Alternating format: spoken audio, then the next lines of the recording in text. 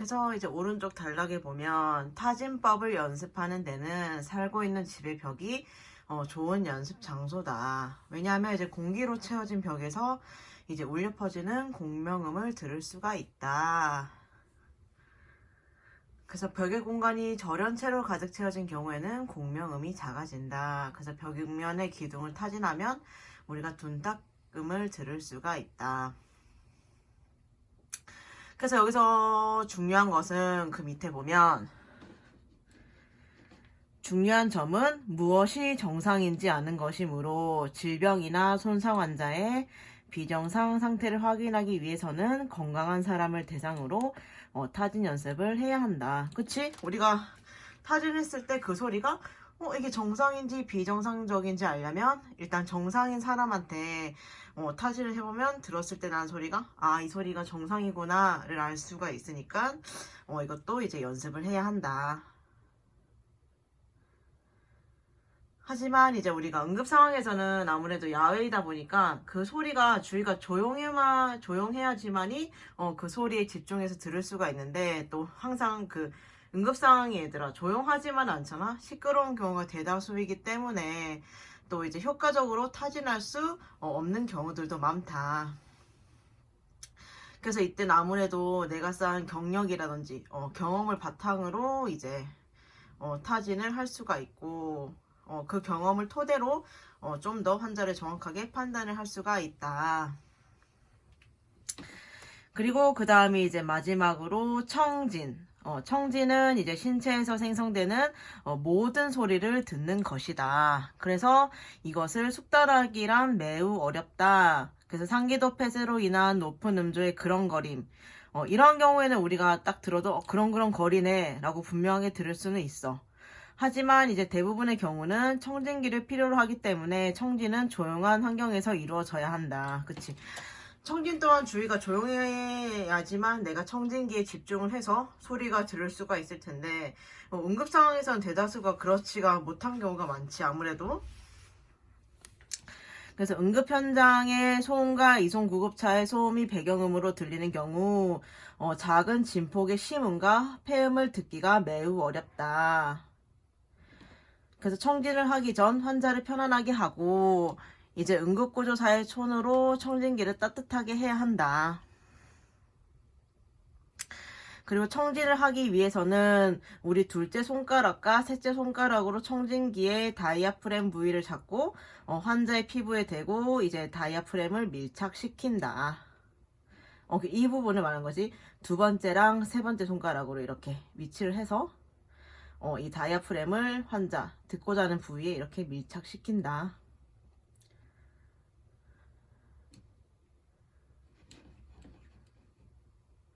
그 할 때에는 이제 응급구조사의 손이나 다른 어떤 물체로 청진기의 관을 건드리거나 관의 표면에 마찰되지 않도록 해야 한다. 또한 청진기의 귀에 대는 부분을 귀에 가져다 꽂기 전에 앞쪽으로 바르게 위치시켜야 한다.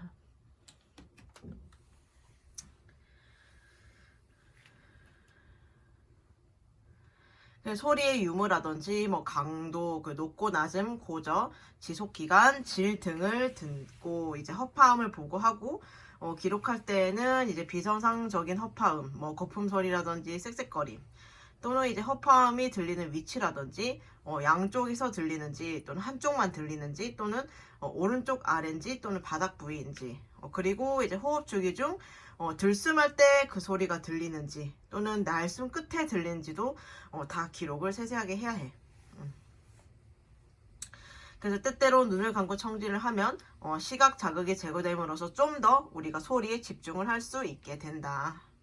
그래서 한 번에 한 가지의 소리만을 들을 수 있게 집중하도록 노력을 해야 한다. 하지만 여기서도 주의할 점이 여기 밑에 나와 있어. 일반적으로 다른 평가 기술들을 사용한 후에 보통 청진을 실시하지만 배를 청진할 경우에는 촉진과 타진을 실시하기 전에 해야 한다. 왜냐면 우리가 촉진이랑 타진을 하다 보면 이렇게 손으로 배를 만지게 되잖아. 그렇다면 또 장에 운동에 영향을 미쳐서 원래 소리가 아닌 청진을 할 때는 그것들로 인해 영향을 받아서 나는 소리일 수가 있기 때문에 촉진과 타진을 먼저 하게 되면 장의 연동운동에 영향을 줄 수 있기 때문이다. 그래서 이제 전문응급구조사는 뭐 혈압이라든지 허파음, 심장음, 창자음과 동맥잡음을 능숙하게 청진할 수 있어야 하고, 마찬가지로 정상음과 비정상음을 이제 판별할 수 있어야 한다. 그래서 이제 여기까지가 이제 시청, 타, 촉 네 가지의 기본 기술들에 대해서 우리가 한번 보았어. 그렇다면 이제 우리가 그 다음으로 보아야 할 것이 이제 의식 상태를 포함해서 환자의 전반적인 외모야. 뭐 대화라든지 뭐 언어는 어떠한지, 어눌한지, 말을 잘 하는지, 뭐 진압력이 있는지, 그리고 환자가 깨어 있다면 뭐 어떤 상태로 있고, 뭐 누워 있는지, 쪼그려 앉아 있는지, 뭐 엎드려 있는지, 이런 것들도 잘 살펴야 돼. 그런 것도 굉장히 중요한 평가이자 이제 근거가 될 수 있고 치료 방향에도 이제 영향을 줄 수가 있어. 그래서 옆 페이지에 보면은 이제 정신 상태에서 의식 수준이 나오는데, 먼저 환자의 이제 수준을 반응 수준을 평가를 해야 한다. 그래서 환자가 깨어 있는지, 또는 이제 의식이 명료한지, 또는 내가 하는 질문을 이해하는지, 또는 반응은 시기적절한 대화 주제를 벗어나거나 이제 쉽게 흥미를 잃는지를 살핀다. 그래서 만약에 조금 비정상 소견을 보이면 좀 더 상세한 질문을 하도록 해야 돼. 그래서 졸린 상태라면 이제 잠들기 전에 질문에 적절히 대답하고 잠에 빠지는지, 또는 눈을 뜨고는 있으나 느리고 혼란스러운 반응을 보이는지, 때로는 그래서 환자를 흔들어 깨우거나 이름을 크게 불러야 돼. 그래서 제일 처음 봤을 때 환자가 눈을 감고 있으면 이 환자가 의식이 없는지 알아보기 위해서 환자를 흔들어 깨우거나 이름을 크게 불러야 될 수도 있어. 그래서 만약에 이런 큰 소리를 하고 흔들어 깨웠는데도 반응을 하지 않으면 우리 복장뼈를 문지르는 거야. 그 양쪽 그 오른쪽 가슴과 왼쪽 가슴 사이 복장뼈가 있지? 거기를 주먹으로 이제 이렇게 문지르는 거지. 그리고 또는 연필을 환자 손마디에 대고 누르거나 힘줄 부위를 꼬집어 통증 자극을 주는 거지. 그래서 이때도 이런 자극을 줬을 때 단번에 깨어나는지, 아니면 잠깐 깨어나기는 하지만 주변을 인식 못하는지, 또는 무의식인지, 또는 완전히 깨어나지 못하는지도 이제 우리의 반응을 살펴서 이제 의식 수준을 평가를 해야 돼. 그래서 우리가 의식 수준을 평가할 때는 AVPU 척도를 사용한다. 자, 그렇다면 이제 외모와 행동을 보게 되면은 이제 환자가 만약에 깨어 있고 의식이 명료하면 이제 자세와 행동을 관찰을 해야 돼. 좀 전에 말했듯이 이제 침대에 누워 있는지, 또는 침상에서 나와서 걸어 다기를 원하는지, 또는 자세는 곧바르고 검진자를 바로 쳐다볼 수 있어야 돼. 그래서 환자의 처진 자세나 무표정은 우울함을 반영하고, 지나치게 활기찬 행동이나 불안한 눈초리는 뭐 긴장, 불안, 정신장애를 암시할 수도 있다.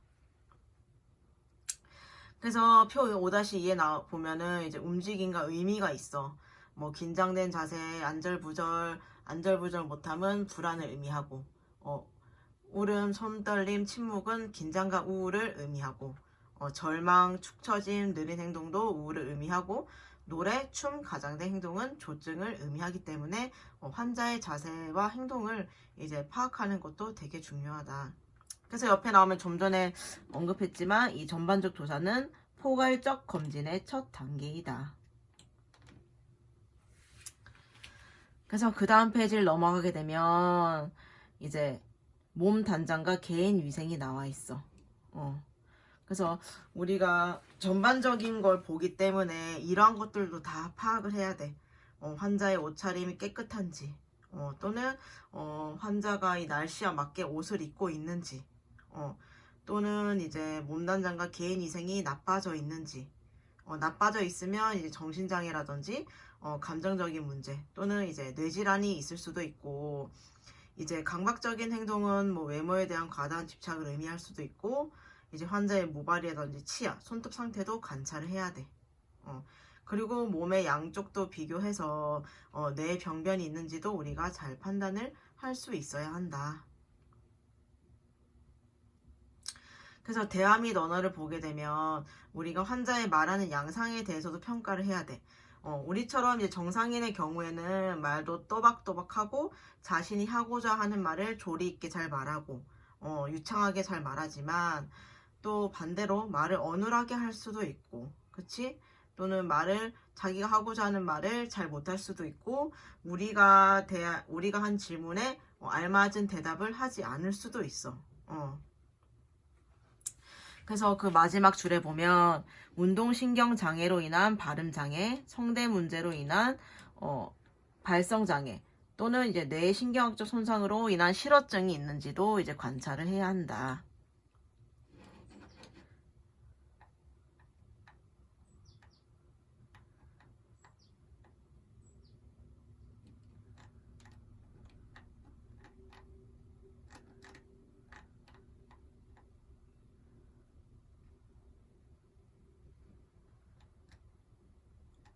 그래서 우리가 몇 쪽이지? 104쪽에 이제 기분을 보게 되면 이제 언어적 비언어적 행동으로 기분을 평가를 하기도 해. 그래서 불안이나 우울증이 있는지, 감정 변화가 있는지도 살피고, 왜냐면 이제 정신적으로 이제 문제가 있는 분들은 특히나 주의 깊게 관찰을 해야 돼. 그래서 불안이나 우울증이 있는지 살피고 이제 뭐 슬픔, 뭐 우쭐함, 분노, 불안, 걱정, 냉담함 이런 것들이 있는지 있다면 이제 어떤지 강도가 기분의 강도도 평가를 해야 되고. 그래서 예를 들어 보면 불안감은 심장 발작을 경험한 환자에게는 정상적인 반응이다. 그래서 놀라지도 않고 근심이 없다면 오히려 비정상일 것이다. 그리고 우울증 환자라면 자살 성향을 보이는지, 자살 가능성을 의심한다면 자살을 생각을 한 적이 있는지, 또는 지금은 자살할 생각이 없나요? 라고 직접 질문을 하기도 한다. 그래서 그 밑에 사고와 인지를 넘어가게 되면 환자가 자신의 생각을 논리적으로 조리 있게 말하는지 평가를 하고 자신의 생각이 일관되지 않다는 것을 깨달지 못한 채 주제를 수시로 바꾸는지도 봐야 한다.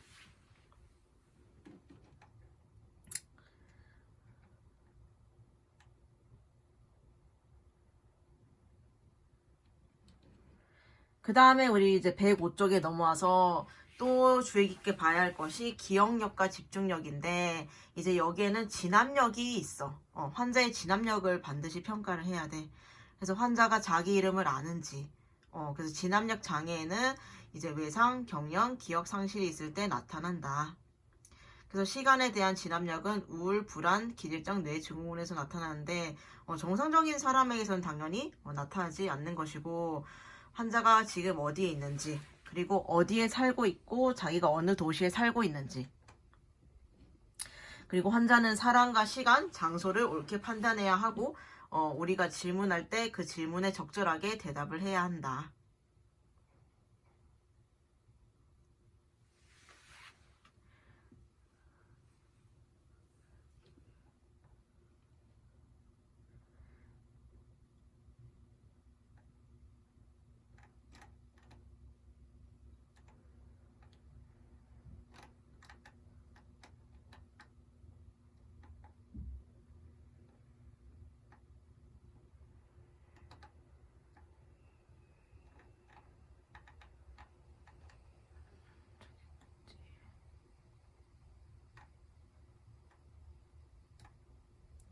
그 다음이 이제 전반적인 외모. 이 철저한 외모를 통한 평가는 이제 환자의 건강 상태에 대한 매우 유용한 정보를 제공한다. 의식 수준, 자세, 신체 기능의 장애의 징후 등을 기록을 하고, 이제 운동 기능은 정상인지, 눈에 띄는 떨림이나 이제 마비 증상은 있는지, 또는 전반적인 건강 상태, 개인 이색, 악취가 나는지도 대개는 중요하다.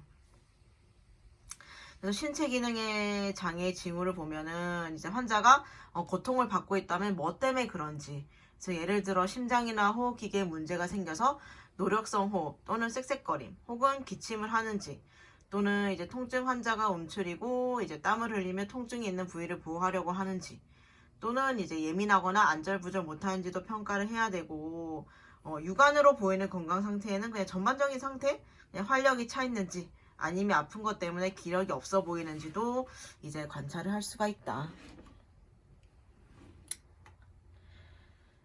그 다음에 그 외에도 이제 환자의 체격이 마르고 키가 큰지, 또는 작고 왜소한지, 뭐 근육이 잘 발달돼 있는지, 또는 이제 그 나이에 따라서 성별에 맞게 성숙했는지도 이제 우리가 볼 수가 있고, 환자의 자세, 계속 나오는 자세는 앞을 향해 똑바로 앉아 있는지, 또는 이제 삼각 자세는 있지 않은지, 그렇다면 이제 급성 폐부종이나 기도 폐쇄나 호흡 문제가 있을 때 이제 삼각 자세로 앉기 때문에 삼각 자세로 앉아 있는지도 봐야 하고, 운동 기능에 의심이 있는지도 봐야 하고, 이런 것들로 이제 여러 가지 판단을 할 수가 있다. 특히 좀 전에도 말했듯이만 호흡이나 몸에서 나는 악취, 당뇨 환자들 같은 경우에도 얘들아 호흡에서 단내가 난다고 했잖아. 그렇기 때문에 호흡이나 이제 몸에서 나는 악취도 우리가 맡을 때 의심을 해봐야 돼. 그래서 알코올 냄새가 나면은 이제 알코올 중독 환자인지. 하지만 단지 알코올 냄새를 맡았다고 해서 알코올 중독일 것이라는 것은 이제 안 되는 거지만 선입견이지만 알코올 냄새가 난다면 일단 이 환자가 알코올을 마셨구나 의심을 할 수가 있다. 그래서 그 밑에 표 5-3에 보면 얘들아 특이한 냄새와 관련된 원인들이 나와 있어. 냄새에 있는 이제 소변 혹은 암모니아 냄새는 탈수, 실금, 요로계 감염을 이제 의심할 수가 있고, 과일 향은 이제 DKA, 당뇨성 케톤산증을 의심할 수가 있고, 쓴 아몬드 냄새는 이제 그 시아나물 중독, 독성물 중독이 있을 수가 있고, 호흡시 악취는 이제 예를 들어서 치아가 충치가 있어서 날 수가 있고, 인후염에 문제가 있을 때도 나타날 수가 있고, 신체 악취는 이제 씻지 않아서 냄새가 날 수도 있고 어디에 감염이 돼서도 발생을 할 수가 있다. 그리고 여성 생식기에 이제 비린내는 이제 감염을 의미한다. 그렇기 때문에 이제 이러한 냄새와도 관련된 질병이 있기 때문에 우리가 그 냄새를 무심코 지나쳐서는 아니 되는 거지. 그래서 오늘은 전반적인 이제 2차 평가 처음에 이제 우리가 환자를 볼 때 어떻게 관찰을 하고 그게 어떠한 영향을 미치는지에 대해서 조금 나와 있었어. 환자를 관찰할 때는 시, 청, 타, 촉, 시진, 청진, 타진, 촉진을 위해서 환자를 평가할 수 있고 그 위에도 이제 전반적인 환자의 외모를 파악을 하면서 우리가 그 환자에 대해서 살피는 것도 이제 배웠지. 그래서 환자를 관찰할 때는 하나라도 허투루 이제 흘려서는 아니 된다. 이런 냄새만으로도 이제 환자의 질병이나 상태를 이제 예상할 수가 있기 때문에 환자를 상태를 관찰할 때는 아주 주의 깊게 봐야 되는 거지. 그래서 이 장의 내용이 굉장히 많기 때문에 급하게 가지 않고 이제 천천히 하나하나 같이 보면서 이렇게 보도록 할게. 그래서 오늘은 여기까지이고 다음 시간에는 우리가 활력징후 평가하는 방법. 활력징후가 되게 중요하지. 또 환자를 평가함에 있어서 상태가 어떤지 유추할 수도 있고 굉장히 중요한 부분이기 때문에 다음 시간에는 이제 활력징후 107쪽 활력징후부터 이제 나가도록 할게.